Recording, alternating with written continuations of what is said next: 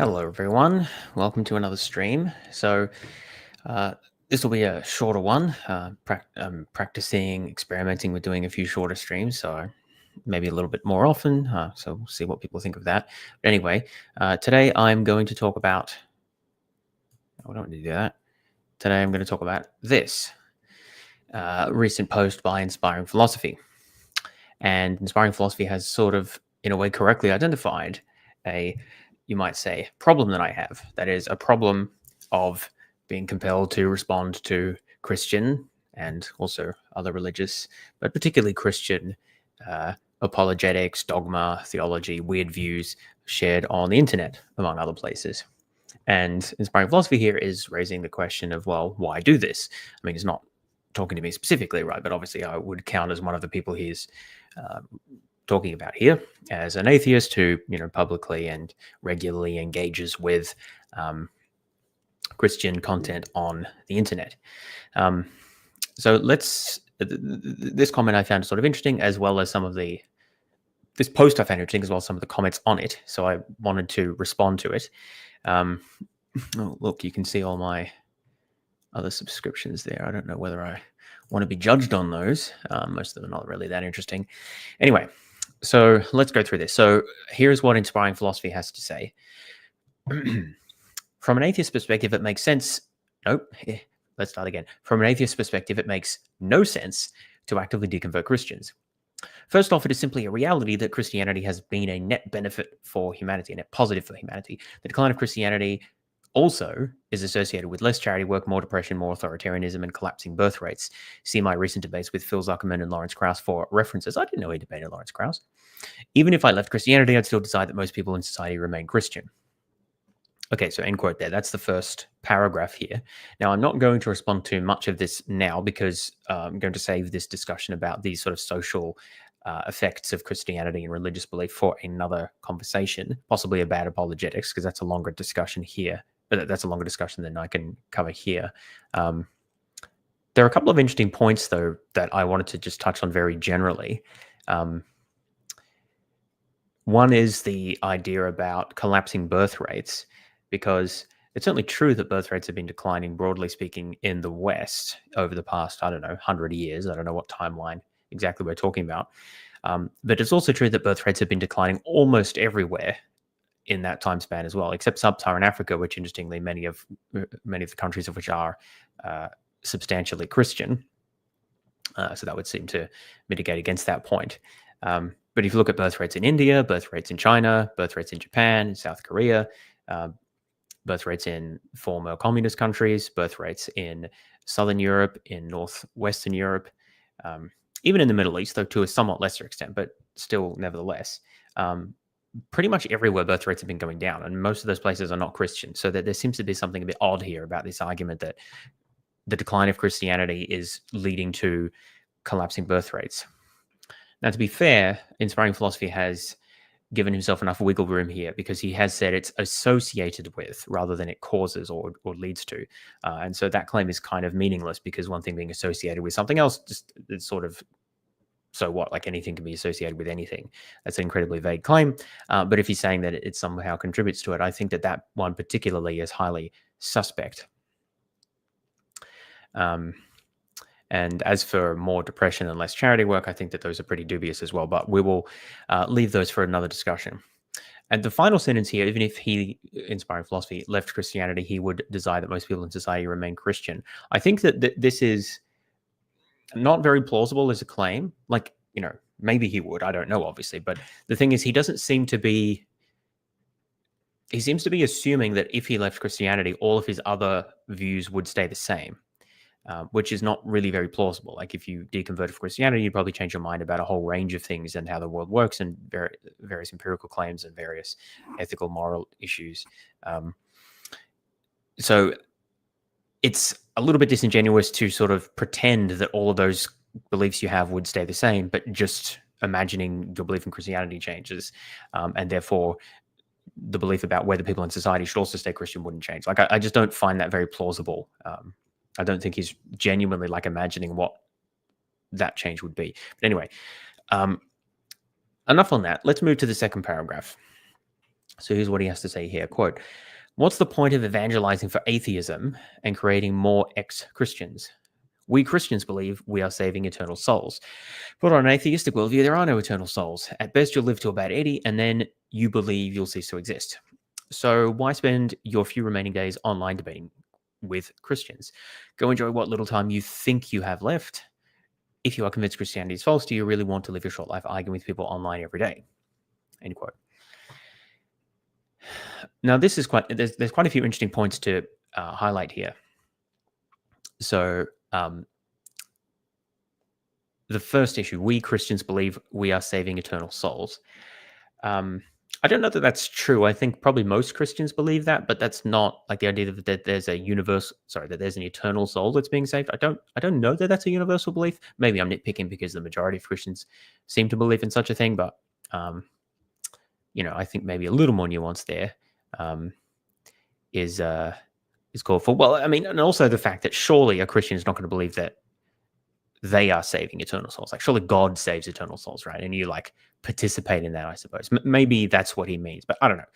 It seems a little bold to say that like inspired philosophy and other Christians are saving eternal souls themselves.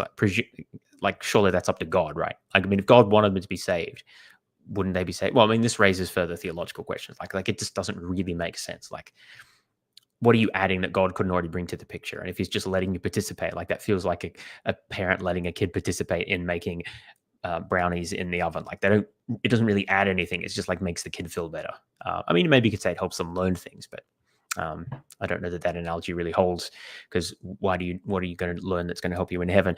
Anyway, that claim rubs me the wrong way from a number of points, but that's not even the main issue here. So on an atheistic worldview, there are no eternal souls. So that sentence there really rubbed me the wrong way, because there are many atheistic worldviews, and it's just not clear that any of them have anything specific to say, like, or I should say that any of them systematically agree with each other about whether there are eternal souls or not. So Buddhism is traditionally considered an atheistic religion, and Buddhists, to my understanding, don't believe in eternal souls. They do believe in reincarnation typically, but souls are not eternal, as I understand it. They'll eventually, like the idea is you eventually cease to exist when you achieve moksha, I think it is. Or no, is that the Hindu one? Oh, I think moksha is the Hindu one, and it's got a different name. Oh, maybe I'm getting confused. Anyway, the point is it's not necessarily eternal, and that's kind of the point. You don't want it to be eternal. But that's just one example. Like, there's no reason you couldn't be a Cartesian dualist or believe in some other kind of soul and be an atheist. Atheism is a position about the existence of God or gods, and eternal souls are not God, right? So, like, just logically, what's the connection here? This, nirvana. Sorry, nirvana is the Buddhist term. Moksha is the Hindu one. But the point stands, right? That atheism is really completely orthogonal to the issue of whether you believe in souls. Now, there may be a correlation. I mean, I think looking at the Phil Paper survey, there is a correlation between, say, belief in substance dualism and belief in theism. But we're just sort of told here that if you're an atheist, you can't believe or you won't believe in eternal souls. And I mean, it's just no basis for that statement. The mistake that seems to be being made here is to conflate atheism with physicalism or materialism, under which position everything that exists is like physical or material, and there won't be any eternal souls, or at least the way that a soul is understood and the way that physical or material is typically understood, they're not really compatible positions, right? But this is a very, very common mistake, and you see this in the comments as well, where theists conflate materialism with atheism. And I think it's a revealing error, because it indicates, as we'll see, I think, in a number of other points, that the people making the criticism just don't understand atheism as a philosophy, as a viewpoint, or what atheists typically think. They haven't really thought about it carefully or read enough about it to really understand it. Again, not to say that there aren't many atheists who also are materialists, like I'm one myself, right? But to just simplistically and seemingly thoughtlessly like conflate them in this way is a real issue. and just reflects not understanding what you're really talking about. And that's one of the reasons I wanted to respond to this, is because like inspiring philosophy here seems to be presenting an internal kind of critique of atheism, saying, look, or at least of evangelical atheists, the way that or evangelizing atheists, I should say, a critique of what they're doing, as in, like, even from your own point of view, it doesn't make any sense. But it's less like that whole project is undermined if you don't give the impression of understanding what you actually are talking about, like in terms of what atheists actually tend to believe or how they tend to think about things. Yeah, and sorry, yeah, there's some points in chat which maybe I'll get to later. But anyway, moving on. So yes, atheism and materialism, not the same, but they're just apparently conflated here. So why spend this is the atheist, why spend your few remaining days online debating Christians? Go enjoy what little time you think you have left. This is an interesting assumption because it seems to be presupposing that debating Christians is not a form of enjoyment, which for a lot of atheists it is, right? So like that's a fairly simple riposte there. But this last sentence here, if you are convinced Christianity is false, do you really want to live your short life arguing with people about it online? Well, of course, the argument would be, well, we want to share the good news, right? It's like the motivation. I mean, I can't speak for all atheists, right? But I think that this is definitely true for some atheists. It's kind of the same motivation as Christians. Like we want to share the good news we found out with other people, like the good news that all of these like ridiculous and monstrous doctrines that are part of Christianity, again, at least as a lot of atheists believe, are in fact not true. So that's why we do it, right? We think we can actually bring value to people's lives by sharing this with them. It's something valuable that we think we have that we want to share with other people. And as you'll see in the comments in particular, I don't think inspiring philosophy or many of these Christians understand that. Like, again, I'm not expecting them to agree with the atheist on that point, obviously, right? But they don't seem to understand that atheists, again, at least many atheists, sort of evangelizing atheists, that is an atheist who tries to convince and persuade other people, publicly avowing atheism, that sort of thing, that they think that they have something that's valuable, like a belief or set of beliefs that they want to share with other people because they think it will be valuable for them too. And IP, inspiring philosophy, doesn't seem to understand that. He seems to think that atheists, as we'll see in the comments, are just a bunch of misery guts, and that they are really sad that they found out that there's no God. And then the question is, why would you want to bring that misery upon other people? But that's actually just not true for majority of atheists. So again, I think that this whole argument evinces a lack of understanding of who atheists are, what they think, what they believe. Again, particularly sort of evangelizing atheists. Not that there aren't miserable atheists, of course, but there's miserable people in every religion. And to my knowledge, there's not a particular correlation, or at least I haven't seen good data on that.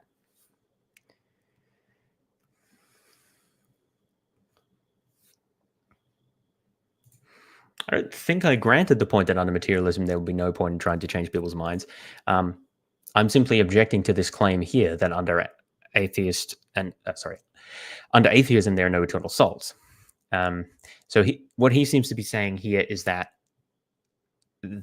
under atheism we only have a very limited amount of time, and that time is therefore very important. And why would you spend it doing this? And I'm saying, well, look, under atheism, that time is limited, and so we do want to spend it doing things that are important.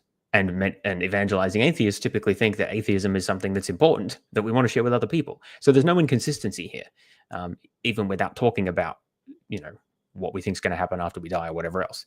And IP just seems to completely fail to understand that point. Now, again, I expect him to argue and say, no, atheism is not true, or it doesn't have value as a position. But to not understand the point that that's what atheists think is just bizarre to me. Right? Again, evangelizing atheists, that's what they think. And to be honest, this is actually criticism that I've made of atheists sometimes. They would say things like, well, look, it's fine if you have your religion, but don't bother other people with it. And that position actually, I mean, you shouldn't be overly aggressive with it. And, there's a time and a place and everything. Like, that's just being polite, being a good citizen. But what I mean is, I don't see anything wrong with someone talking about trying to persuade others to share a view that they have, right? If you think you have something valuable, you try to promote it, you try to share it, you try to convince other people, you try to explain what you believe and why it's valuable. Like, I don't have a problem with that. That's, I think, entirely appropriate. Again, given the right time and place. Obviously there's context for that.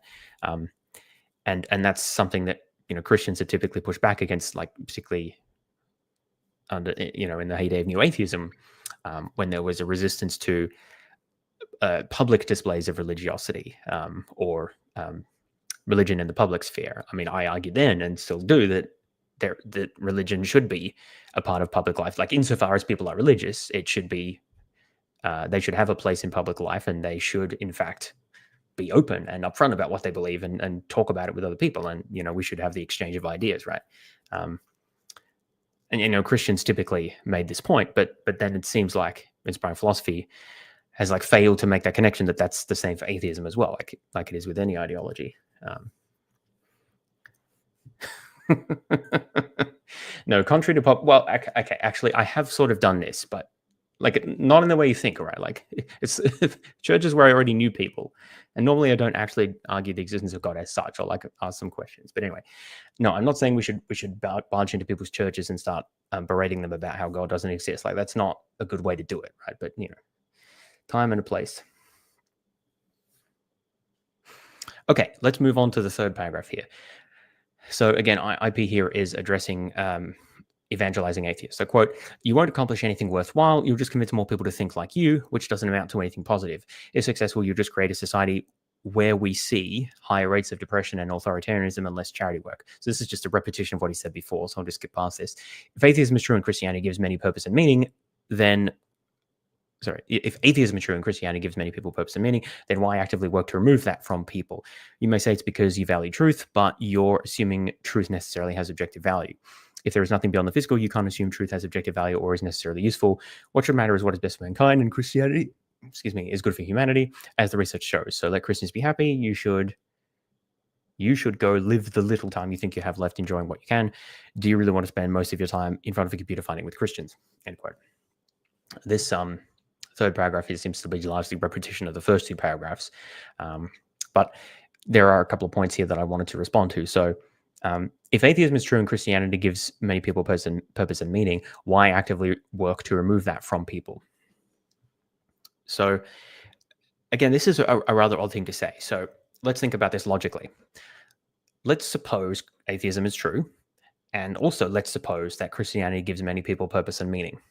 I mean, those are two assumptions I think are correct, so that's easy for me to assume.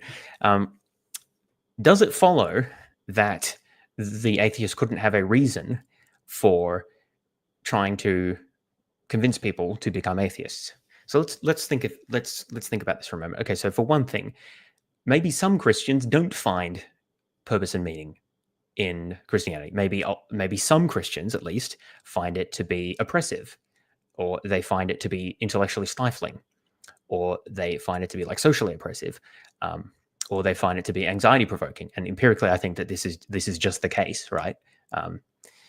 So maybe the atheist could say, look, for people for whom Christianity is helpful, we'll just leave them alone. Well, they won't listen to me anyway, right? But for people for whom it is harmful or who have trouble with it, well, we'll present our message to them, and then they'll be more receptive, right? So again, I'm not even saying that that's exactly the attitude we should have. All I'm saying is, it takes about 5 seconds to realize that it's possible to agree that Christianity gives many people purpose and meaning, and to agree that we don't, and to agree, again, for the sake of argument, we may agree that we don't want to deconvert them.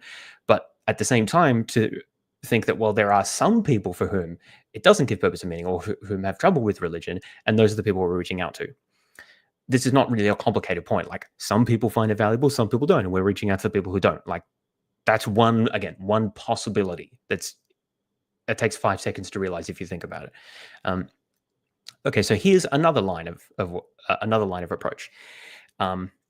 It's also possible that people find purpose and meaning in Christianity because they believe that it is true, but if they had more information, they would no longer believe that it is true, and therefore no longer find that it has purpose and meaning, but they may find purpose and meaning in something else. Secular humanism, perhaps. I mean, there's any number of causes you can find purpose and meaning in, pursuits. I mean, that's a deeper question, but the point is, just because you currently find meaning and purpose in one thing doesn't mean that you couldn't find meaning and purpose in something else if you were provided with the relevant knowledge and opportunities. So this is a very simplistic, static view about how people work. That, well, if they think one thing, and if they believe one thing, like one set of ideas, and that's useful for them or helpful for them, then we should never seek to change that, like, ever. We should never seek to lift them up to a higher level, or to strive for something better. Again, from the atheist point of view, like, okay, maybe you find meaning and purpose in that now, but look, there's better, truer, more accurate, and ultimately more fulfilling sources of meaning that you can achieve if you live Christianity. Again, this is just an approach, right? I'm not saying everyone has to take that approach, or that one should. I'm just highlighting up possibilities for how the atheist might think about this. So it doesn't seem to be very difficult to me to understand how an atheist might look at this, even if they agree with these statements here, that, like, Christianity gives many people purpose and meaning, and that's something that we should be sensitive to, right? Even if you accept that, you could think that, okay, well, we'll just target the people for whom that's not true, and, like, they'll be sensitive to us, or they'll be receptive to us, and that's who we're trying to help. Or B, you could think, look, I'm trying to target everyone and bring them up to a higher level of purpose and meaning that they won't achieve or can't achieve, believing in their current delusion, right? Again, accepting the premise here that atheism is true, like, for the sake of argument. So it's sort of trivially easy to come up with ways that atheists might think about how what they do fits in with people finding meaning and purpose in religion. And there's probably a bunch of others as well. Again, those are just two that came to mind. So once again, inspiring philosophy doesn't really seem to have thought about this very carefully, or, like, spoken to atheists about it. Or if he has, he's sort of, like, just not put that in here. It's not manifest in what he's saying, which is, like, pretty disappointing. Because if an atheist said something equivalent about Christians, then I think inspiring philosophy and others like him would jump on them as critiquing a straw man and not understanding Christianity. And, I think that'd be fair enough to do so. But I think then it's reasonable to say, well, look, IP, like, you have a lot of experience with this thing. We really would expect something better. I expect him to present a fairer and more accurate perception of what atheists believe and what they do and why they do what they do. Sorry, fellow Fedorian reporting for duty. Well, thanks for your service. Yes, well, as for this point about atheist driving meaning, we'll get to that. But yeah, like, again, that there's many layers of issues here, and I'm dealing with one at a time. Okay, so this was the point about giving people purpose and meaning, so I've just responded to that. Now, this point here, you may say it's because you value truth. So another thing, notice that the two approaches that I made about let's focus on people who don't get purpose and meaning, or who struggle with Christianity, or let's try to bring people up to an even higher level of purpose and meaning. Note that neither of those responses made any reference to, like, the inherent value of truth. So they're purely kind of pragmatic, I guess, purposes, like in terms of helping people do better with their lives. Now, I think you can make an argument as to the value of the truth, but you don't have to. Like, there are other approaches. But here he's responding to this idea that, okay, so the value of truth. Now, what's his response? You're assuming truth necessarily has objective value. Well, it's interesting that that sentence, the second clause of that sentence, seems to maybe not contradict, but it's close to contradicting the first clause. Let's look at the first clause. You may say it's because you value truth. Now, that's actually a subjective claim. I value truth, or in this case, it's like the atheist values truth. That's not actually a claim about whether truth has any objective value. But then look at the second clause. You're assuming truth necessarily has objective value. Well, I say it's not necessarily a contradiction, because maybe the atheist is assuming that, but they're not necessarily assuming that. All we're told in the first clause is that the atheist values truth, and inspiring philosophy is then saying that means that the atheist thinks truth necessarily has objective value. But that just doesn't follow. All that we've been told, all that IP is telling us about this scenario, is that the atheist values truth. And if they value truth, well, then it makes sense for them to want to share that with other people, right? Like, that's sort of how values work. We're not told whether the atheist thinks that truth is objectively valuable. All he said is that atheists value it, or like these atheists value it. IP doesn't even seem to have read through what he's written here, because, like, to me, this sentence just obviously is in tension with itself. I'm almost going to say it's just a flat-out contradiction. I think technically, like, these could be both true, but, like, it's pretty incoherent, I think, to say that the atheist has somehow done something wrong when they're arguing from the perspective that, hey, I value truth. and that you're rebutting them by saying that's assuming that truth has objective value. Well, but no, I just said I value truth. I didn't say anything about whether it's objectively valuable. That's a separate point. And this highlights another issue we'll see in the comments, that Christians and other theists as well regularly slip between, well, many of them, it seems, regularly slip between making statements about what people value and what people believe is objectively valuable. And so, because I don't think that they have in their minds a proper understanding or have clearly thought about the distinction between those things. You can say, I value this thing, and a separate claim is, I think this thing is objectively valuable. You can believe both of those things, or one, or not, or the other, or neither of them. And the exact relationship between them depends on a bunch of philosophical positions. But the point is that they are quite distinct and separate claims. You can value something that's not objectively valuable. You can value something that is objectively valuable. You can value something that you believe is objectively valuable, or you can even believe something is objectively valuable, but not personally value it like yourself. You might not feel that motivation. Again, at least under certain philosophical positions. Anyway, so this is just sort of sloppy thinking, I think, here. And he hasn't noticed that these two clauses just don't really connect with each other in any way, that there's no rebuttal there, because he's refuting a point that even in his hypothetical example, the atheist did not make. And let's then continue this idea, though. If there is nothing beyond the physical, notice here that we've slipped between talking about atheism and talking about nothing beyond the physical. So this is further evidence of what I said before, that the IP here is not distinguishing between atheism and physicalism. And again, I'm both of those, and many atheists are. So it's understandable to draw a connection between those, but we shouldn't, when making these sorts of arguments, just sloppily slip between them without making these sorts of clarifications. That's just lazy. That's sort of like saying, well, because most Christians are like either Protestants or Catholic, we'll just sort of ignore Eastern and Oriental Orthodox and pretend they don't exist. Like that would be a similarly sloppy sort of argument to make, I think. Anyway, but putting that aside, if there is nothing beyond the physical, you can't assume truth has objective value or is necessarily useful. Now, this is a very interesting statement here. So it's sort of not at all obvious what the objective value of truth has to do with something being physical or non-physical. Let's again think about this carefully. Without diving deeply into the basis of objective value and things like that, let's just think about this. IP obviously is not a physicalist, so he thinks that there are things that are non-physical. And so he thinks that the world has things that are physical and things that are non-physical in it. I mean, he's some kind of idealist, right? So I guess that complicates the picture. Let's put that to the side for the moment. Physical and non-physical things. And he thinks that in that worldview, where there's different types of stuff, it sort of makes sense to have objective value. Now let's take out the non-physical stuff and just leave the physical things. Now, somehow, according to IP, it doesn't make sense for things to have objective value. Well, but what is the connection there? Like, why does something being non-physical make it more likely or more sensible for it to have objective value? It's just not obvious what the account here is. Now, I mean, there's accounts to be given, something about, I don't know, divine commandments, maybe. Like, it's not, but it's not really about whether something is physical or non-physical. It seems to be about something about God's relationship to the rest of reality or something. It's not really about physicalism or not. It's about God specifically. So I think that this is just sort of misplaced here. It's not whether everything is physical. It's not like being physical is somehow a problem for having objective value, but non-physical is just fine. So I think that this sentence is just misposed. I think he probably just wants to say, if there's no God, then there's no objective value. But it's not really about being physical. At least it seems to me. Like, it's just not obvious what taking out the non-physical stuff really does for anything, unless you're specifically focused on God.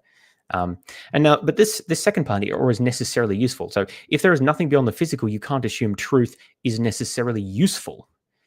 Well, that's an interesting thing to say. That again seems to be saying that that if you have non-physical, if you believe in non-physical things, then that means truth is necessarily useful, or at least it's easier to make sense of that. You can assume that truth is necessarily useful if there are non-physical things.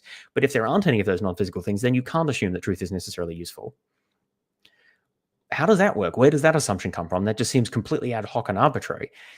Now, this, and here it's even less clear to me what theism has to do with this. Because why is truth necessarily useful if God exists? Maybe we think that God, I don't know, the nature of God is truth, and therefore to be more like God or to emulate him. It's good for us to seek truth. So maybe that's what he means by useful, but I'm not even sure useful is the right word there. Like that seems more of a virtue kind of argument than a useful argument, like a pragmatic argument. I don't know. I guess it depends how you define all those terms exactly. But it's just there seems to be a lot of assumptions being made here that aren't even close to being spelled out. Excuse me. And anyway, the point is that an atheist is likely to say something like, truth is just reality, like it's just what is. It's what exists. It's facts, without, again, getting too deep into that. And so obviously when something being useful means that, well, typically the way this is understood is that you have a purpose in mind, an objective, desire, a preference, and in order to satisfy that, you need to take certain actions to achieve that outcome. Having an appropriate understanding or knowledge of the way things are in the world, that is of truth, empowers you to take the appropriate actions to achieve that outcome. Obviously, it depends on the knowledge you have in question. There's many truths that aren't relevant. There's many truths that will be relevant. You don't always know which ones will be relevant, before you know them. So I think you almost can say that truth will necessarily be useful, at least like many types of truths in many contexts, not every truth in every context, but many types of truth in many contexts necessarily will be useful to achieve your purposes, like as an agent acting in the world.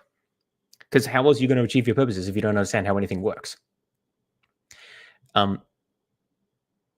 So, and that has nothing to do with whether God exists or whether the world is physical or non-physical or something else. It's just a very odd thing to say. Like maybe you want to say there's no objective truth or objective value without God. That's an argument you could have.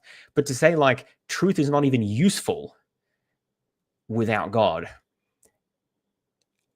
I just don't know how you get to that position. Like who is arguing for that? Who is saying that having an accurate or approximately accurate understanding of reality is not useful for achieving purposes or goals? That's just crazy. Like who can argue that? Like where does that come from? I think that's just confused. I don't actually think that that IP wants to defend that position because it just doesn't make any sense at all. So to draw that back to the broader discussion, the atheist can simply defend the idea that truth is valuable by saying that truth is valuable because it helps us to achieve our objectives, our purposes, our desires. And we're empowering people like Christians or whoever else by helping them to understand truth. And they can use that truth however they want, right? Whether you call that objective value or not, I'm not exactly sure. It seems to be objective in the sense that it doesn't actually depend on the specific purposes that any agent has. The truth could be valuable for a very wide range of purposes.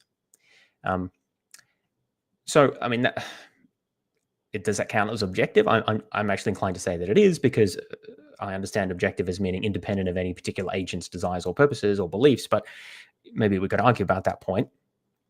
But this sentence here just seems to be complete nonsense, really. Like physical really doesn't have anything to do with it. It seems to be whether God exists or not. The atheist doesn't need to argue that truth has objective value. But even if they did, I think they can make that argument on the basis of its utility across a variety of purposes. And even if you don't want to call that objective, it's still at the very least useful. And that's all the atheist has to argue. They have to argue, look, I want to share this truth because truth is useful for achieving purposes, for achieving objectives, for achieving desires. And I'm sharing that with people so that they can make best use of that to achieve whatever purposes they want to. I don't want them acting under a false beliefs, right? That's all the atheist actually needs to say here. And IP seems to kind of recognize that. That's why he's mentioned this here. Like he's sort of tacked on necessarily useful, but he hasn't really thought about the idea that like that kind of completely undermines his position. Like that's all the atheist has to say. And it's not at all clear what IP would have to say against that, other than, well, just deny the supposition here that, like, if atheism is true, remember, all of these are operating under that conditional here.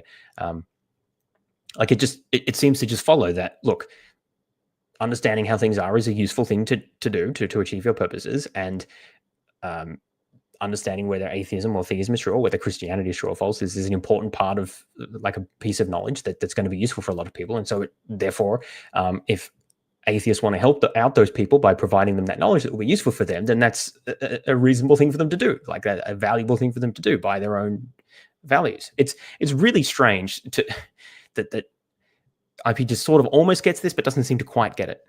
Like he gets it enough to put this necessarily useful in here, but he doesn't seem to have thought it through that, like, actually that, yeah, being useful is all the atheist needs. I mean, I think the atheists can argue for more than that, but that's all they need to argue to defend the practice of, evangelizing for atheism.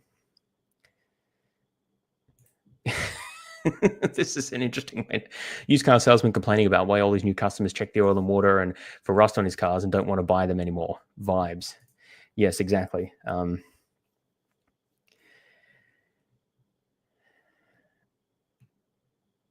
Sorry, just having a quick look at chat here. All right, now we've gone up to this point here. Here about. Got two cursors on my screen. Necessarily useful. What should matter is what is best for mankind, and Christianity is good for humanity, as research shows. Yeah, I mean, that's just what he argued here. But notice that if the atheist thinks that atheism is true and that what is true is useful for people, then like naturally they're going to try to convince people of that. Right? They're going to share that. So there's no mystery here. So let Christians be happy, and you should go live the little time you think you have left enjoying what you can. This seems to be assuming here that the atheist is committed to the position that the right thing to do is, or the best thing to do is to promote happiness, but in a very, like, seems a very specific notion of what happiness consists of, like current psychological state, I think, which I think is a very narrow view of happiness, actually. If, someone is happy living in a delusion, I would question whether that's genuine happiness or whether that is sort of a false happiness. I mean, we can argue about this. There's different perceptions of what the good life consists in, but there's certainly reason to debate that. But the point is that the atheist isn't in any way required to agree with that. So, like, IP here is saying let Christians be happy, but it's not clear what principle that he's appealing to that the atheist is required to accept on the basis of being an atheist. Why should the atheist let the Christians be happy? It seems, according to IP, that there isn't any objective principles that the atheist can appeal to, like not even truth, apparently. So why would the atheist let Christians be happy? Like, I'm not saying that atheists shouldn't, right? I'm just, from the perspective of IP's argument, it's not clear why he thinks that atheists should be committed to that. Because atheists could be committed to anything. Like maybe they don't think Christians should be happy. They think Christians should be believing true things, right? Like maybe the atheist thinks that's more important than being happy. So, like, IP thinks that it makes sense from the atheist point of view to let Christians be happy, but he doesn't think it makes sense from the atheist point of view to help Christians believe true things. And that just seems to be a contradiction. Like, why does one make sense from the atheist point of view, but the other not? Like, it's not obvious. We haven't been told what is appropriate or acceptable for the atheist to appeal to. Because apparently happiness is okay, but believing true things isn't. Now, you can make a case for that. Maybe you believe in some sort of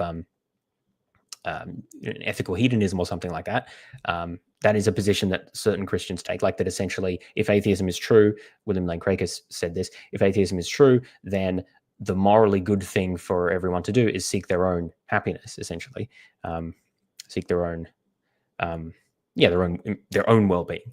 So maybe that's what he's appealing to here, but it's a bit unclear, and I think that it's just, again, it's not argued as to why the atheist needs to be committed to that and not committed to any of the other things that the atheist might be committed to, like the value of truth, for example, or empowering people to make their own decisions about how they live their lives, or opposing superstition, or like whatever other things that the atheist might regard as valuable. Last sentence here, do you really want to spend most of your time in front of a computer fighting with Christians? Well, again, maybe the atheist does, like maybe that they just get their kicks from doing that. I think that maybe IP here is asking that as a rhetorical question to highlight the idea that, like, you shouldn't find your kicks in doing that. But it's sort of not clear that there's any actual argument there for maybe the atheists who do just enjoy doing that. Anyway, so not a very convincing argument here. I think we've seen a lot of misunderstanding or lack of comprehension of what atheists actually believe and why they believe it and what they think is valuable, and a lot of very sort of sloppy argumentation about the relationship between like truth and knowledge and value and other things like that. But I wanted to, I'm just trying to scroll down here. No, I might have to tab back to the window. That's not what I wanted. I wanted this. So you can see this has attracted quite a lot of interest with the number of comments here, and I just wanted to have a look at them. You can see my comment there, which is something I already mentioned. It's just really not obvious why there are no souls under atheism. So some of these comments are more interesting than others. A lot of them are sort of pretty tribal stuff, which you know get on most channels. Like people just like feeling smart, and they still believe. People just like feeling smart, and they still believe in creating some sort of secular utopia, no matter the evidence against it.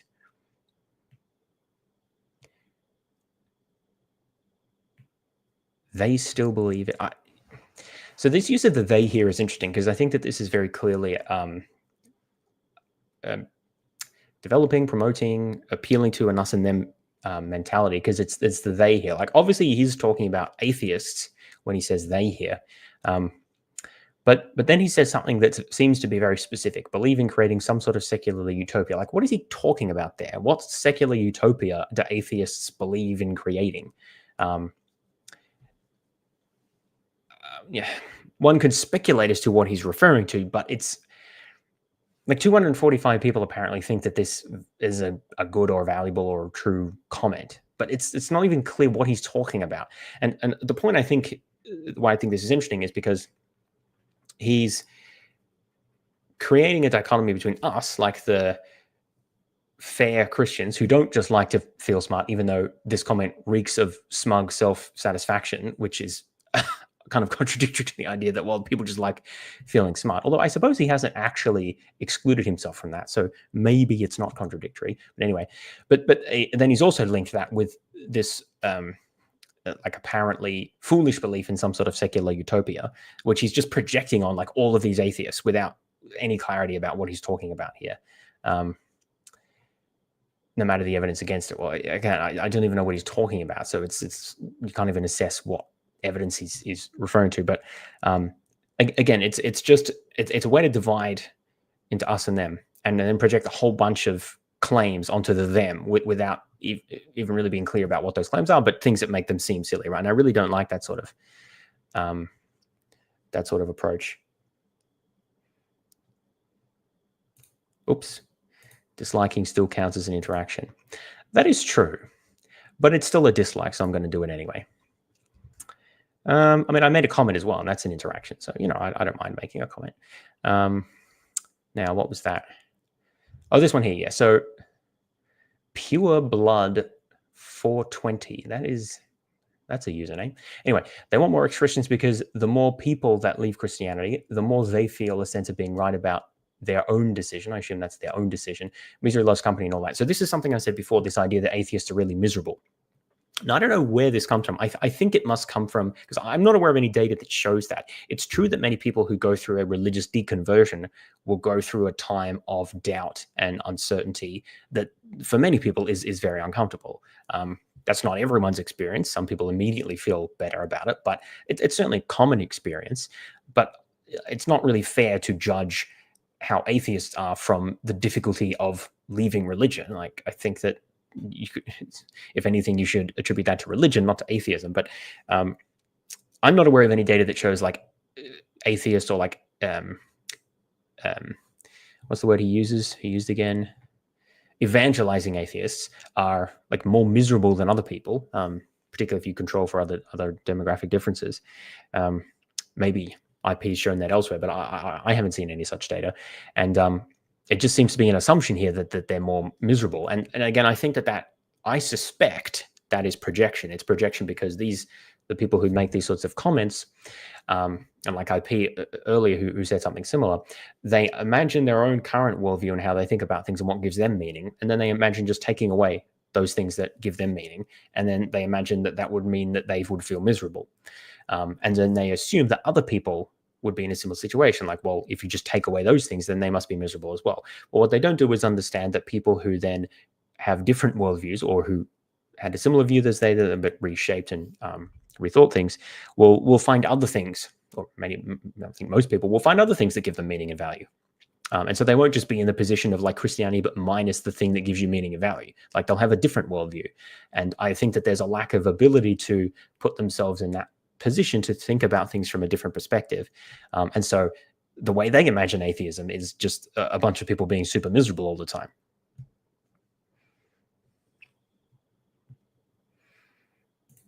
Yes, indeed. The people who oppose me are always miserable. Yes, I think that that's a comforting thing to believe, but um, it's it's often not true. I mean, sometimes it might be, but anyway. So I think that comments like this are quite revealing about how these sorts of people think about this. I don't want to generalize too much again, saying these sorts of people, but I'm referring to people who make or like these sorts of comments, right?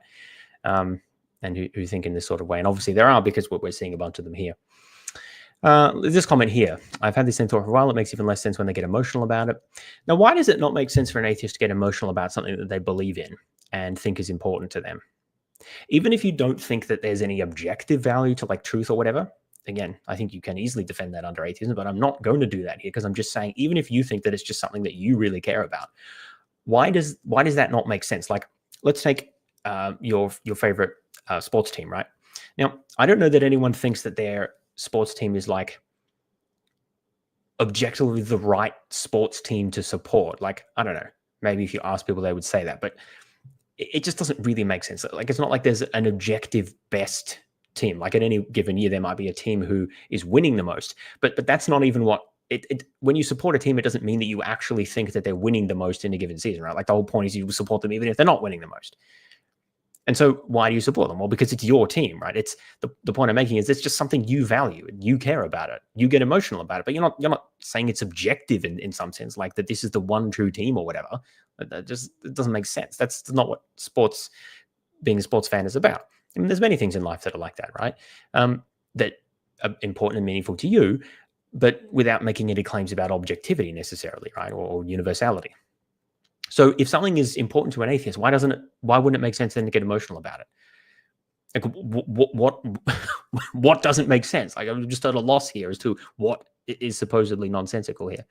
Now this sentence here, I mean, honestly, if I saw this in other contexts, I would assume this is just rage bait, because this is such a classic meme. Like, this is literally from the first God's Not Dead movie. The professor who allegedly like doesn't believe in God, but it turns out they actually do believe in God. They just like really hate God because God allowed their wife to die. Very silly. But again, I think this sort of view that atheists sort of believe that God, or pretend to believe that God doesn't exist, but then actually just hate God, or like there is no God and I hate him kind of thing. This seems to be a fairly common meme, like I've encountered in a bunch of contexts. And I think it arises from a lack of understanding, a lack of comprehension of what atheism actually is, and ability to put yourself in the position of someone who believes in something very different to you. I mean, there's that Bible verse, right? The fool says in his mouth there is no God. So there are a bunch of Christians who like explicitly and actively say that there are literally no real atheists. They're just pretending, or they're in denial or whatever. But even if they don't go that far, there are Christians who just seem to think that or who seem unable to comprehend the idea that people just don't believe in God exists, that God exists. They seem to be unable to cognize of that kind of worldview. And so they just imagine someone who has a negative attitude towards God instead of a positive attitude. Also, now this is something is a bit of a tangent, but I can't help but point this out because I think it just highlights how silly this is. The idea that you can't hate someone if you believe they don't exist is so obviously silly, because like just take Harry Potter, for example. Like you remember the in the fifth movie, right? There's that ministry character who comes into Hogwarts and makes all of these changes and rules and things. So Dolores Umbridge, right? Now, like everyone whom I've ever heard always says that they really hate Dolores Umbridge because she's a really unlikable character. Like she's just this awful human being, and so annoying, and portrayed in a really good way. Now, notice that I just said people hate Dolores Umbridge. But Dolores Umbridge doesn't exist, right? She's fictional. She's not real. But how can you hate someone if they're not real? Well, of course you can hate someone if they're not real. People hate fictional characters all the time. That's the whole point of a good story, is to make you feel something, an emotional reaction towards a fictional character. So even if you just take this purely at face value, there's just no contradiction between hating God and thinking that God doesn't exist. Because you can have emotional reactions or attitudes towards fictional characters. You could read the Bible and say, wow, this God dude is a real dick. So I don't think he's real, but I hate him because he's an asshole, right? Like according to all of the things that he's done in this book, right? Like that's one possibility. There's many other. Like you could say, well, look at all the evil that he allows in the world. Doesn't seem like a very nice guy, right? So even at the most superficial level, this objection's just never made sense to me. Like, obviously you can hate a fictional character whom you don't think is real. No, I don't think that does describe accurately the attitude of many atheists. A lot of atheists would say that they don't believe that God is real. Like they don't hate him necessarily, but they might describe it differently. Like they hate the way he's portrayed in the Bible. I mean, that you could rephrase it in that way. But anyway, it's just sort of not obvious what the issue is supposed to be here. And clearly the point is that many atheists dislike the influence that religion has in society and the hold it has over people and their minds and their lives, and they want to oppose that. So again, there's just no contradiction here. That it's just sort of trivially easy to explain what the issue is from the atheist point of view. A whole bunch of issues here about consciousness and whatever. This doesn't really have anything to do with this post. So glad you were saved. How do they know this guy's saved just because he says he's a Christian? I don't know. Like, I mean, doesn't the Bible say, like, not everyone who says Lord, Lord will enter into the kingdom or whatever? So this guy literally just says he's now a Christian. That's all the information you have about him. How do you know he's saved? Like, even from a purely Christian point, I'm getting sidetracked. I just don't get that. That doesn't make sense to me. Let's see. Dawkins. Yeah, no, I'm not really interested in that. Oh, this one here. Yeah. Oh, look, answering LDS. I presume that's got something to. Oh, member. I've not seen. It's got a badge there. Huh. That's new. Yeah, I presume that's an anti-Mormon channel. Anyway, it's like when atheists will deny objective morality, but act like God is so terrible. I think this is another classic not understanding the relationship between objective morality and subjective morality, or simply personal values. So that there's no contradiction at all between saying God is terrible, but there is no objective morality. You could, for example, think that God is terrible by his own standards, so a purely internal critique, or you could believe in subjective morality. So morality is moral facts are true in virtue of societal facts, or like I should say socially or culturally relative facts. So basically, that would amount to saying like God is terrible by the standards of our culture, or or even individually, like by my own standards, right? And there's various ways of making sense of that. Like again, just read an introductory article on meta-ethics. There's simply no contradiction here, even if you do deny objective morality. So this is a very, very common misunderstanding that Christians don't understand the relationship between different types of morality. Atheists presuppose truth is objectively valuable, but they can't prove it without admitting there's a God that makes it valuable. Total cognitive dissonance on display. So I just mentioned before that it's sort of trivially easy to show that truth is valuable, at least, because it allows us to achieve our goals and purposes. Now, maybe you'd argue that that's instrumentally valuable, not objectively valuable. But as I argued, also it's not clear how God makes truth objectively valuable either. It seems like certain truths are objectively valuable, but like I don't know, like how to commit various sins is a truth, but is that an objectively valuable truth under God? Like, I don't know, maybe there's a way you can weasel away. Well, it's not real truth. That's like anti-knowledge or something. I don't know, because it goes against God's nature, because what's true is God's nature and sinning is against God's nature. Like there's some sort of weird thing you can argue there maybe, but it's just, without more information, it's impossible to assess what's even being asserted here. Like, what does it mean to say truth is objectively valuable? Like any truth, all truths, or just some truths that have a particular purpose or goal? Like, because and as I said before, atheists just simply don't need to assume this. Like all they need to say is that, look, having an accurate view or understanding of reality is helpful to achieve your goals and purposes in life. And that's all you need to it. You don't have to assume anything about it being objectively valuable. Again, as I said before, I think that many Christians, many theists in general, just cannot understand the idea of something being valuable apart from it being ordained from on high. That's the only way they understand, it seems to me, the relationship between value and other things in reality. Like it's purely given from an authority figure, as opposed to relative to a purpose, or relative to social harmony, or relative to a set of principles that are emergent in a society, or like a social contract, or any other ways that you can understand the basis of like normativity or value.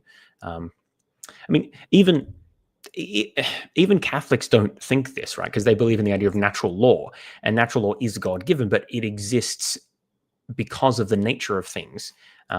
So because humans have a certain nature, they have a certain value and purpose, right? And that is inherent to the way a person is.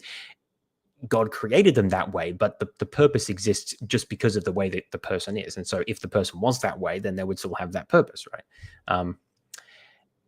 So this isn't even a Christian idea. Like, this isn't how Aristotle thought about things. Not I'm saying he was a Christian, but like, obviously a lot of his beliefs were incorporated into medieval scholastic tradition. I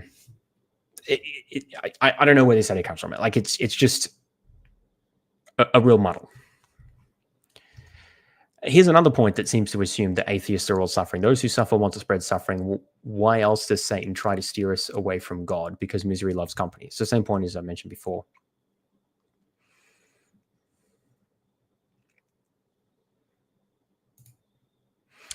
Now, here's a somewhat more thoughtful point. So many atheists work off what they call optimistic nihilism, wherein they often say something like the universe is meaningless, but we must create our own meaning. My big issue with this is that if nihilism is true, so here they seem to be referring to the idea of existential nihilism, which is a nihilism about meaning and purpose, right? So the idea that there is no meaning in the universe, okay? One cannot create their own meaning from nothing. Maybe I'll just finish here. So regardless, we will all cease to exist, and that meaning they created for their life will also amount to nothing. Therefore, optimistic nihilism is self-defeating. Yeah, so I don't think this person is... Well, okay, let me say that more clearly here. This person doesn't seem to understand what self-defeating means. So self-defeating means that, well, it defeats itself, right? So all they've claimed here is that self-created meaning isn't real self-created meaning because it ends. Like, the meaning terminates when you die, I guess. And the best you might argue is that in order for something to be real meaning, it has to be eternal. Now, I don't know how you defend that premise. It seems quite ad hoc to me. But what I don't think you can say is that meaning that terminates is self-defeating. Like, it's not self-defeating. It just wouldn't be meaning under this conception. So I don't know. The self-defeating there just seems to be the wrong term there. But let's jump back a second. This person seems to have been reading too much William Lane Craig. We all cease to exist under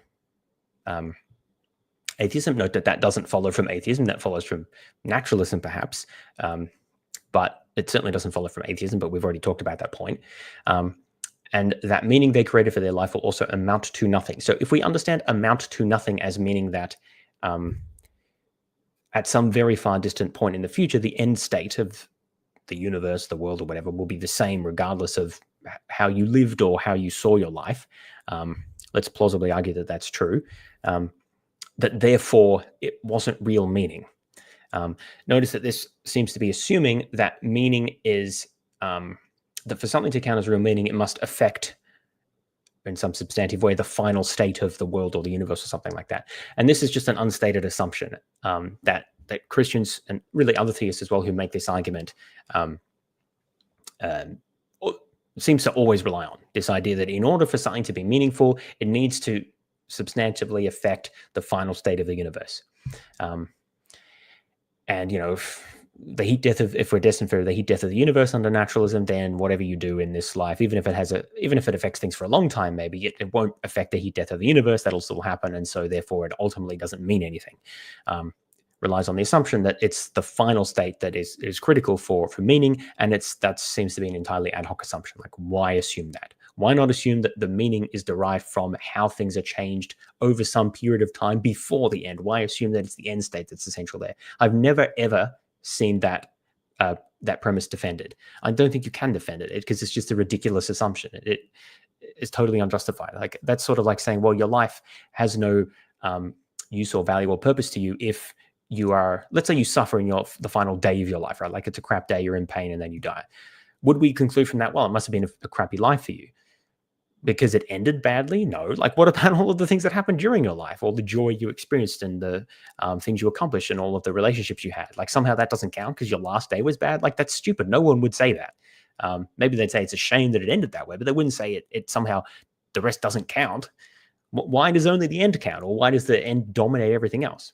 It's just entirely ad hoc. So this again seems to be like reading or listening to too much William Lane Craig and not thinking about this carefully, just sort of swallowing this assumption. And again, I think that this assumption comes from a teleological view of Christianity, which is that it's just the end state that counts, and that other religions don't necessarily share.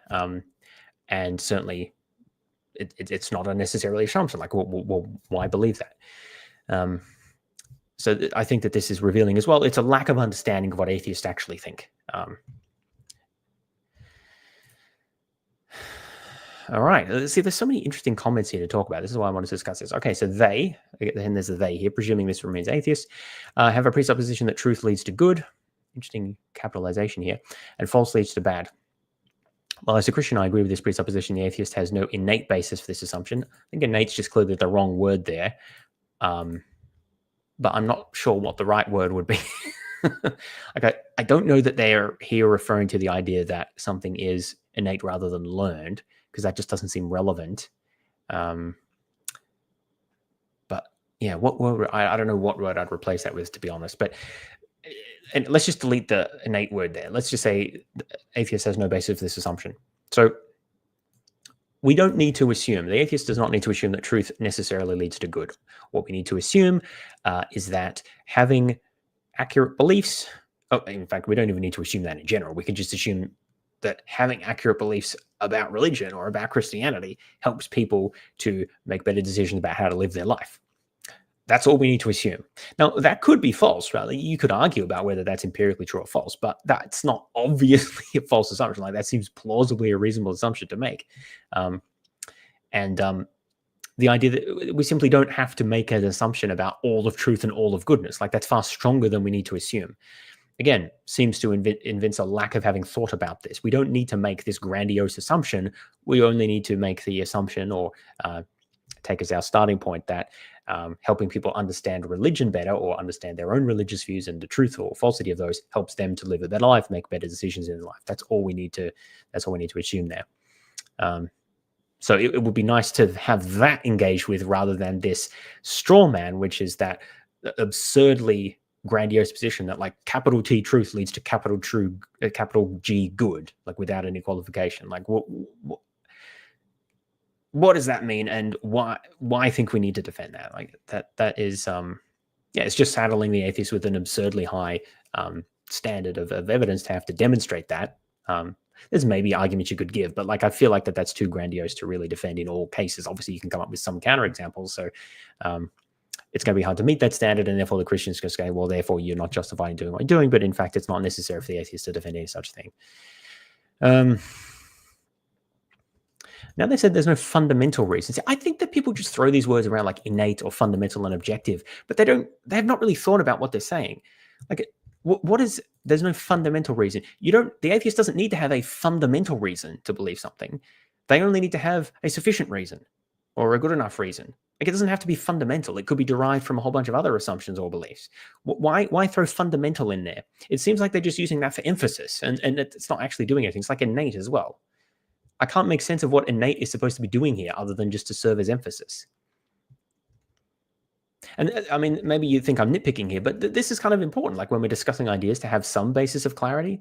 Okay, it's a YouTube comment. Maybe I'm overpicking, but we saw this in the original post as well. These sorts of adjectives thrown in, or phrases that don't seem to be quite right, or haven't been thought through as to what they're doing.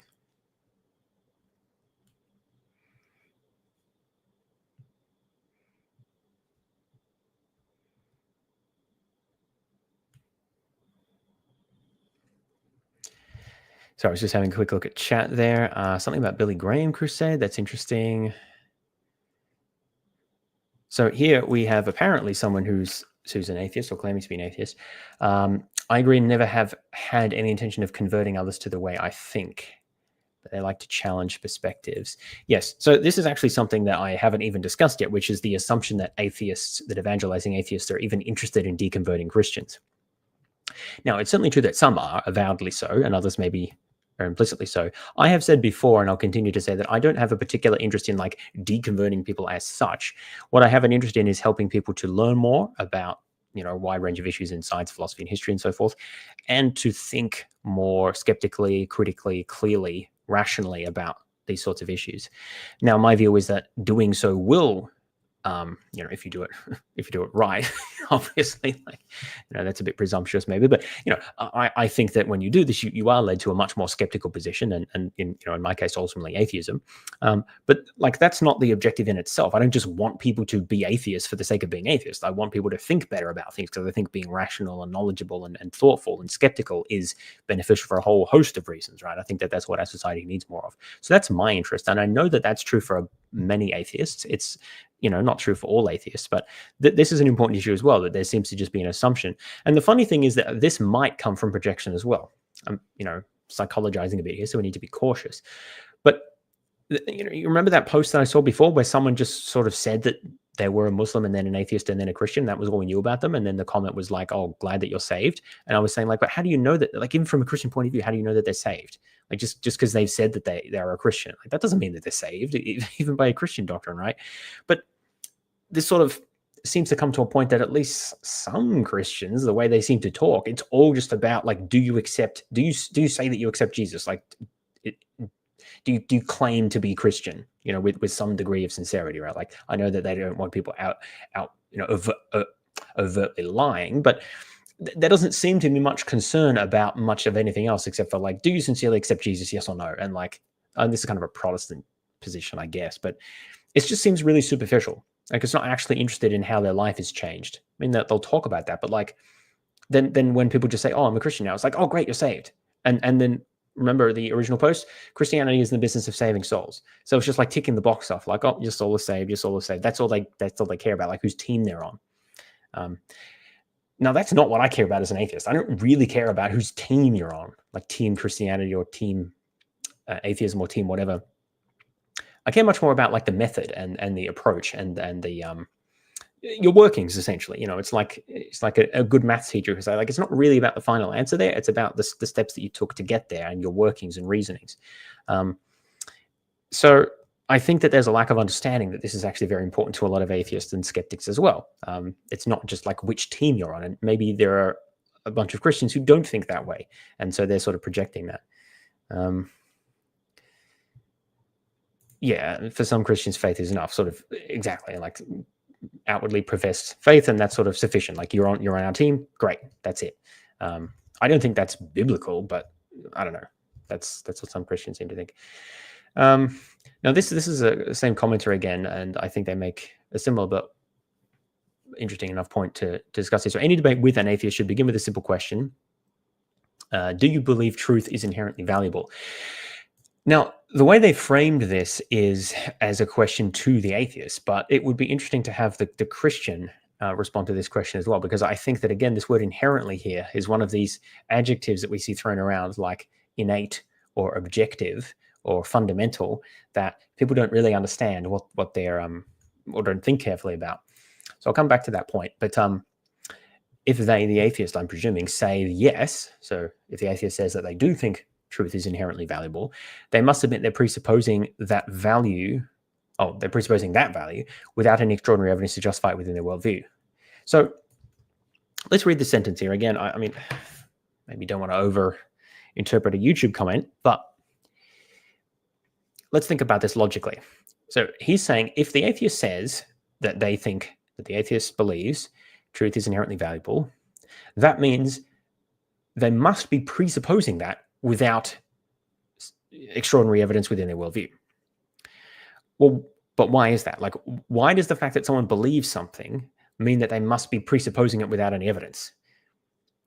I guess the only way you can get to that position is if you just assume that the atheist can't have any good justification for believing that truth is inherently valuable. So I think the most charitable way to interpret this sentence is that it's just a statement of what the commenter believes. Like, the commenter doesn't believe that atheists can justify belief in inherent truth. Oh, sorry, in the value of inherent truth. This sentence here seems to be, or like these two sentences, seem to be presenting an argument for why should think that. Like it's some kind of dilemma for the atheist. But there's no actual argument there. Like all they're saying is, if the atheist says this, they must be wrong. We're not told why. Like why does the atheist have to presuppose that? Why can't they have reasons for believing it? Well, it's just ruled out. Like they're just not allowed to think that. So this is masquerading as some kind of argument, but it isn't. It's just an assertion of what the commenter thinks. Git Stanfield, for $5, there is just an annoying overlap between different philosophies that are erroneously associated, such as atheism and materialism, and theism and immaterialism. Yes, I agree. And this is something I rail against all the time, that people just equate these things without seemingly thinking about it or understanding the differences. So yes, I think that that's a massive problem. And thanks for your donation. So coming back to this comment here, if they say no, so if the atheist says no, that truth has no inherent value, then why bother debating at all? Why argue for what's true if truth itself is meaningless? So again, it's just really hard to read something like this and think that the person who wrote it has thought about it for more than 5 seconds. That might sound mean, but again, let's look at this. Suppose the atheist says that they don't think that truth is inherently valuable, that truth has no inherent value. So then they're saying, well, why bother debating at all? Why bother if truth is just meaningless? So what seems to be being claimed here is that if something doesn't, or at least if truth doesn't have inherent value, it must mean it's meaningless. So let's think if that applies in other cases. Does money have inherent value? Well, no, money doesn't have any inherent value. It has value in a context of an economy and a society where it's accepted as a medium of exchange and store of value and so forth. It's not inherent value, right? It's clearly socially constructed and socially derived. Okay. Does that mean money is meaningless? Well, no, it's clearly not. Like you can use it to buy goods and services. I don't know if people remember that scene from The Simpsons, right? Like it's Homer's digging through the couch cushions, and he comes up with I can't remember how much money. He finds a coin or a note or something like that. And he's like, "Oh, a dime. I was hoping for a peanut." And he's like, "A dime can buy many peanuts." "Explain how, brain." "Money can be exchanged for goods and services." Woohoo! Anyway, I got distracted by that because it's I just always think about that when people say things like this. It's like, money can be exchanged for goods and services. That doesn't mean it has inherent value. Like language is another example. Do you think certain vibrations of air molecules have inherent meaning? No, but that doesn't mean they're meaningless. Where does this idea come from that if something doesn't have inherent value, that is value internal or intrinsic to itself? I mean, there's some debate about that, but that doesn't mean that it's meaningless. It could have value for some other purpose. Like it could have instrumental value. So truth could have value for, say, helping you to make better decisions in life, helping you to navigate the world better. This is such an obvious point. Like, why do I have to explain this? This is why I say, how is it that someone can write this and say, well, if truth has no inherent value, then it must be meaningless, without seeming to have thought about what any of the, like anything about what they're saying. And again, I think that this probably comes from the way they think about things, which is just that everything is just externally given by some authority.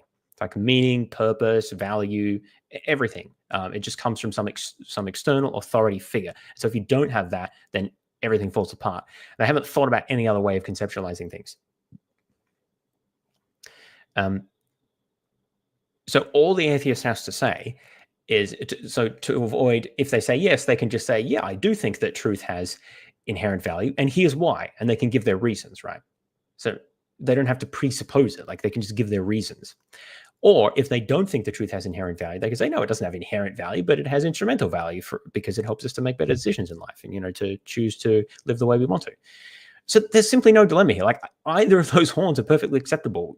You can just give your reasons for thinking that it has inherent value, or you can give your reasons for thinking that it has instrumental value. Like what's the problem here? There's just no problem. But according to the commenter, the atheist is forced to confront the internal inconsistency of atheism. So I think that they maybe have been reading too much presup apologetics. Or maybe not. There are others who say this. It either borrows objective as, so this is what's that? The loud yelly guy. I always forget his freaking name. But yeah, he talks about borrowing from God, right? So that sounds like where this is coming from. Either it borrows objective values you can't account for, or it collapses into absurdity where reason debate is pointless. Yes. And so there's another point that I wanted to make here about inherent value. Where was it? Yeah, truth has inherent value. Okay, so if truth only has value because God says it has value, then that is not inherent value, my friend. that's value that's derived from an external source. That's not inherent. So inherent means part of what makes it the thing that it is, right? Well, I guess, yeah, intrinsic, inherent, you could argue about whether those are the same or different, but I think they're pretty similar. Inherent to it means it's sort of necessary to its nature. At least that's the way I understand it. So it can't be endowed externally, because then if truth is something that exists, then, and it has value inherent to it, then part of what it is for something to have a truth is for it to have value. Like, that's just part of what it is to be truth. It's not like that there is truth and then God zaps it and then it has value. I'm not saying that they think that, but they seem to be thinking that God does something to truth or makes truth somehow have value. But if you think that truth has inherent value, likewise, this would be the case for like human life, for example. If you think that it has inherent value, then there's nothing for God to do to make it have value. It simply has value because of the thing that it is. So I think that there's a bit of an incoherence here about the idea of saying that the theist is the only one who can defend inherent value for things, because if something can only get value in virtue of some relationship that thing has with God, then that doesn't seem to be inherent to me. That is not inherent. That's some sort of relational or extrinsic value that the thing has in relation to something outside of itself, not in terms of what it is by itself. But this is just something that theists just don't seem to get, or at least a lot of the people who make this sort of argument, they somehow, on the one side of their mouth, say that, this is a slightly different context, but it's a similar point, that like that human life or conscious well-being or something like that doesn't have any inherent value under atheism. And then on the other side of their mouth say that it does have inherent value because God says that it has inherent value, or it follows from God's commands or something like that, or out of God's nature. All of which are not inherent to humanity. They're something outside of humanity, which means that it's not inherent. So I think that inherent is just being used as a form of emphasis. Like, they don't really mean inherent in the philosophical sense. They just mean real. And by real, they mean given by God. So it's just, I mean, maybe that's not what everyone thinks, but I'm just trying to make sense of how this term is actually used, because it doesn't seem to connect with anything that I understand philosophically about what inherent means. Again, the way I understand it is when they're saying things like inherent, when the people who make these sort of comments or arguments use words like inherent or objective or fundamental, they don't actually mean what these terms mean philosophically. They just mean like really, really true. And by that, they mean given by God or derived from God. And of course, the atheist won't believe that anything's given by or derived from by God, so they won't believe in those things.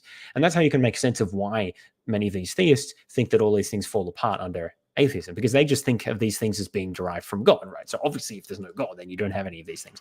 What they've failed to do is actually understand the atheist position, or atheist positions, obviously there's more than one, about what atheists actually think and how they actually view the world.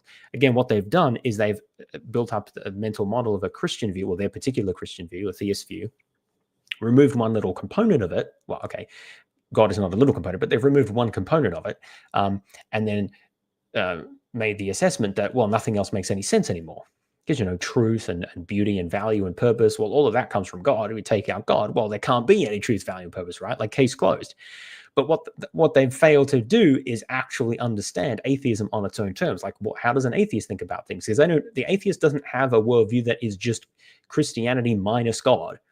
Maybe there are some atheists who think that way, but most atheists don't. They have a different way of seeing things. They have a different way of understanding, purpose or value or meaning, or the origin of things, or the nature of minds, or the value of interactions between people, or even historical claims about the Bible. Like, all of this stuff is reconceptualized, and I think that we see consistently through the original post here and these comments that these commenters and IP himself don't really seem to understand what atheists think or atheists believe. And yet we're seeing repeatedly these comments about how they think they understand and how they think how silly it is. What's really silly is their mischaracterizations and misconceptions of what atheists think. Now, of course, there probably are some atheists who think that the things that they're saying, right? just as you can find Christians who believe all sorts of things that, these guys would say, oh no, that's not real Christianity, or like that's not a defensible form of Christianity, right? But so you can always find people who have weak versions or incoherent versions of a belief system, but that doesn't mean that it's a fair criticism of the belief system as a whole, right? Or of people who typically hold that. And this is almost exactly it. It's like God gives everything, so if there's no God, how can there be anything? That's pretty much what the thought process seems to be. Like, just substitute out anything for like a whole bunch of values of anything that we've seen here. We've seen like, truth and value and objectivity and purpose and a bunch of other things as well, right? So it's just a failure to really engage with the position you disagree with, and just treat the position you disagree with as being actually the same as your own position, but just with like one thing different. Like, okay, there's no God, but everything else stays the same. That's what these people seem to think that atheism is, or at least that's how they're responding to it, which I think is really disappointing. Because if you took the reverse position, like take an atheist worldview, but just add like a big sky daddy to it, that doesn't really make any sense either, right? Not that I think traditional theism makes sense, but okay, it makes more sense than atheism plus a sky daddy. I'll give it that. Maybe not much more sense, but there's more to it, right, than just adding arbitrary things. There's a logic and a systematic structure to the belief that integrates different elements, and you need to assess that holistically and consider the different components.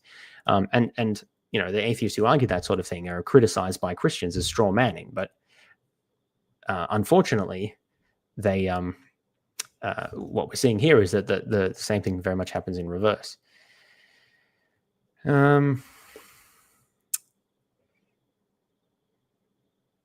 Yeah, I do remember Apologetic Squared saying something about this, but I can't quite remember what his argument was.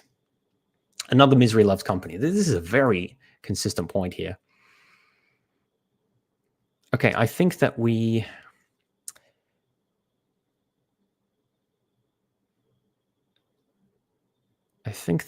are about at the end of.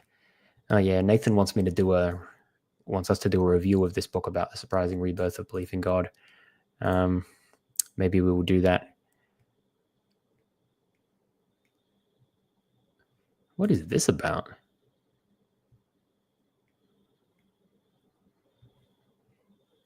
Huh?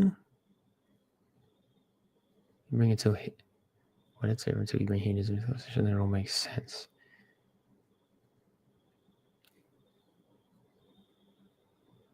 Oh, I see. Well, this is this is actually the opposite of the Pine Creek theorem.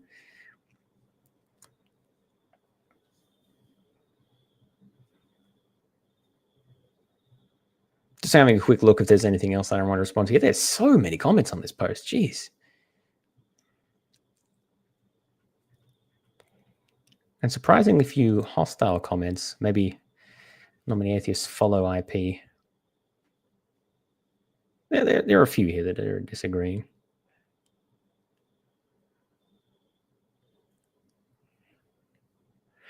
All right, I think that's enough for us today. So hopefully I've given a sense of why I found, let's jump back here, why I found that post objectionable, because it really seemed to have pretty much no understanding of what atheism is, different atheisms, but, or why atheists are motivated to do what they do.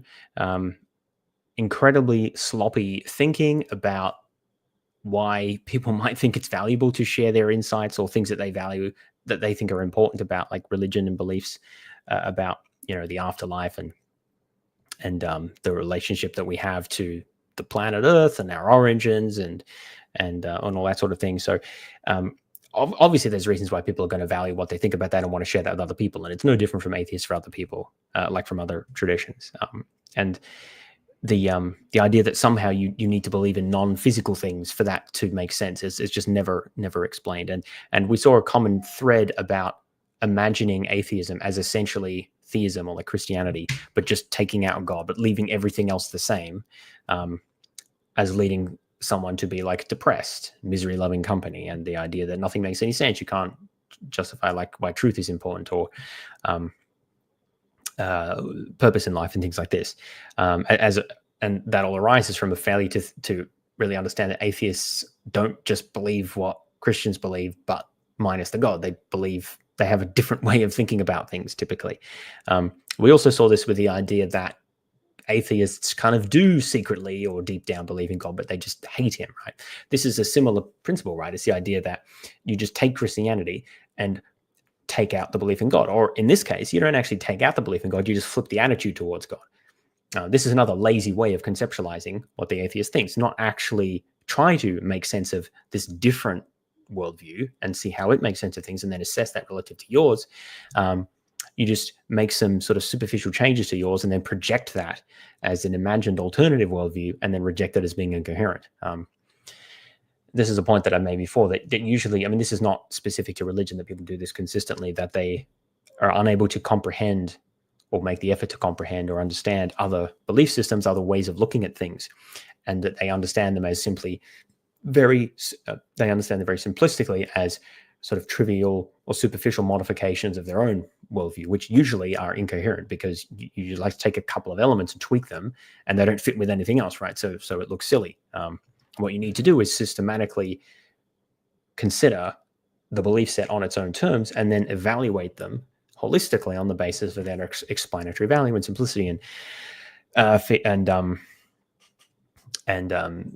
their explanatory merits, as Nathan and I have discussed many times. But anyway, so I'm actually not even going to say that's a disappointing post. Like, IP posts a lot of provocative and poorly thought out things, but that was just one that obviously spoke to me quite personally. And as an atheist who is active, trying to promote atheism and critical thinking and skepticism, then and criticism of religion, obviously that's something that's going to be relevant for me to respond to. So that's my response. Let's have a quick look. I've heard about this. So that may be true. But sometimes comments just disappear, right? Like, I've heard that as well, that YouTube just eats them. So you can't always assume that because your comment doesn't appear that it was actually deleted by the person who runs the channel. There's weird things happen apparently. Look, the idea that atheists debate Christians for bitches and money is, that goes without saying, right? I mean, there was a comment in there that explicitly said that, at least in part. So, goes without saying, doesn't even, need to be made explicit. I did find the comments interesting, actually. The sort of attitudes expressed. Obviously, we're looking at a self-selected subset of, Christians, and maybe some other theists, but probably most of those are Christians. So I'm not saying that all Christians think this, but definitely these attitudes are prevalent. And I've seen them. We saw them there. I've seen them in many other contexts as well. You see prominent apologists making very similar points. So I think that it's fair to present these as sort of representative of at least a significant subset of theists and Christians specifically. But yeah, don't want to make the mistake of saying that all Christians think that way. That's definitely not true.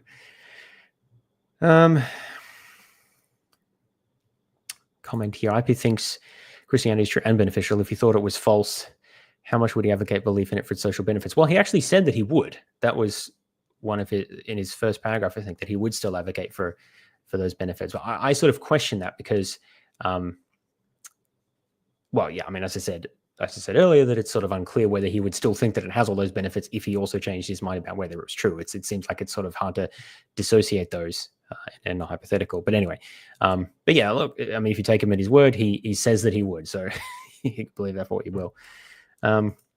IP and Cameron have fascinating comment sections. I have found Cameron's comment section has been changing a fair bit over the last year or so, moving much more in a, Catholic direction, maybe not surprisingly, but it's not just that as well. There's sort of a different focus and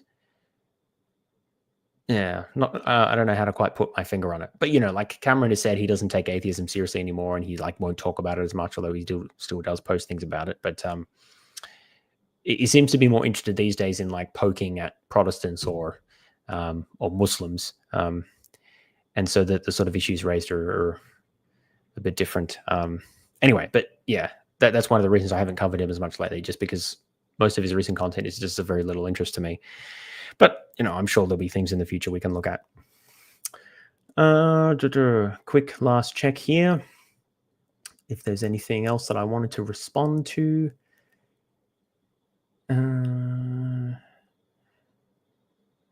Oh yeah, Turek. That's the loud one I was talking about. I don't know. I always forget his name. I just envision him like yelling about things, about like relativism or whatever. Yeah, Frank Turek. That's the guy. All right. Before you go, love your mind. Oh, thank you. That's a nice thing to say. Do you think there is some biological disposition towards having the propensity toward theistic beliefs as opposed to lacking such? Oh, well, that's a deep question. I don't think that there's a biological disposition towards theism as such. I think that there is a biological tendency towards agency detection. That's still a little bit of an open question, but there does seem to be empirical evidence that people, and I think that's actually anthropological evidence, that people and societies identify agency very readily where it doesn't exist, or whether at least it's sort of unclear that it exists. I think that there's a reason why most like pre-literate societies have a variety of like belief in a variety of nature spirits, or animism is extremely common because we project the idea of agency onto animals, plants, other aspects of the natural world. And I think that gets particularly in seems literate societies, that often gets systematized at some point into belief in that like there's a hierarchy of spirits or beings, and then there's gods, and then there's like one overall god, and then at least in some societies that leads to a belief in monotheism. In others, like in Hinduism, there's a bit of a different set of beliefs, although like you still have Brahmin, so it's like quasi monotheistic, but not exactly. But anyway, the point is that there's sort of a predisposition to belief in I think that there's probably a biological predisposition towards belief in agency detection in the natural world, and that in many societies that has led to systematization in belief in an overall deity or deities who are have power over us in some significant way. And the way that gets manifested is culturally contingent in exactly the set of beliefs. That's sort of my crude characterization of how we end up with religions. But I don't think that people have an innate predisposition to believe in like God specifically. I think that's largely cultural. I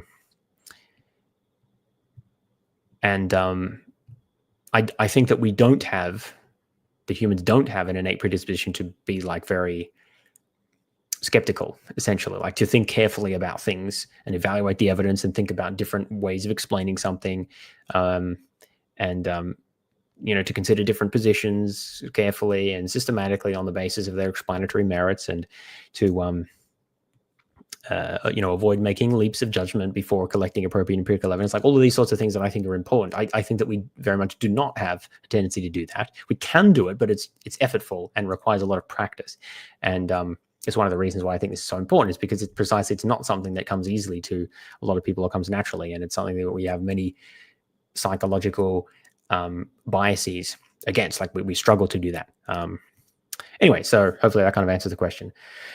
All right. Thanks everyone for listening. Hope you found that informative. I said this would be shorter. It is shorter, but it's always ends up longer than I initially planned. But anyway, one last thing. So I did say in a post that just posted up earlier today that Faith Because of Reason has put up I think 9-hour-long video defending substance dualism, which is a combination of some previous videos that he's put up about this. So I do want to respond to that. Substance dualism is a particular interest of mine, being that I'm a cognitive scientist, and so philosophy of mind and related issues are a particular interest. So I would like to do a response to that. I haven't decided on exactly the format of that response, whether it will be like a live stream, whether I'll break it up, or whether I'll do an edited video that might take a very long time, or whether we'll do a BA on it.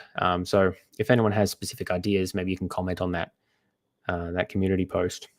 I think they're just called posts now, which is like, I don't know what that means. But anyway, so comments in there if you have an idea of what the good format would be. I haven't actually watched it yet. But anyway, it's something that I think would be interesting to respond to. So that's maybe will be the next content that I do, although it depends on how I decide to do that.